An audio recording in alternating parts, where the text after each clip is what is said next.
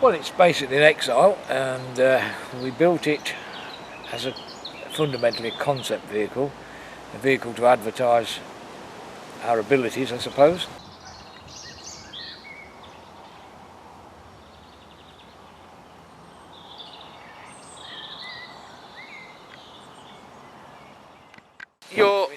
You're known for your sports cars, so this is Lee Noble showing that he's still Lee Noble. Yeah, I guess so. Yeah, that's a good way of putting it. Yes. It's moved away from being a purely road car to something more track focused. Yes. The reason is that, to be honest with you, nowadays the major manufacturers have got most of the markets covered for road cars, you know, and it's very difficult for a small company like us to be able to build a sports car with the level of comfort and luxury that these people do. So the market for me is possibly more track focused stroke race car, and I think that's why we've done it this way.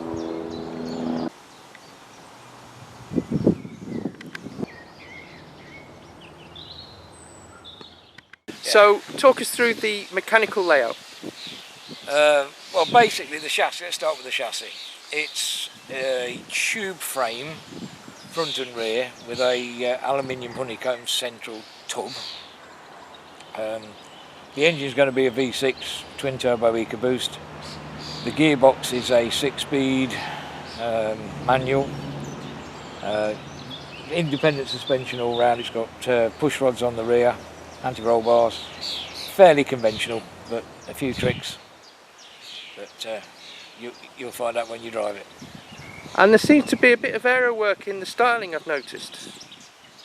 Yeah, we've done a lot of testing with the car. Actually, it's done. It's achieved some quite high speeds and very stable. So yeah, I think it's quite sensible. Let's put it that way. I'm not going to give too much away again, but you know. Yeah, and obviously this is a very specialist market. There are people who have to have the ultimate performance car, and this obviously is going to be right there amongst them. So what sort of how many of these are you planning to produce a year? I mean, it's obviously you want to keep the numbers restricted, don't you? I think we've got no intentions of ever producing more than 10 cars for this version.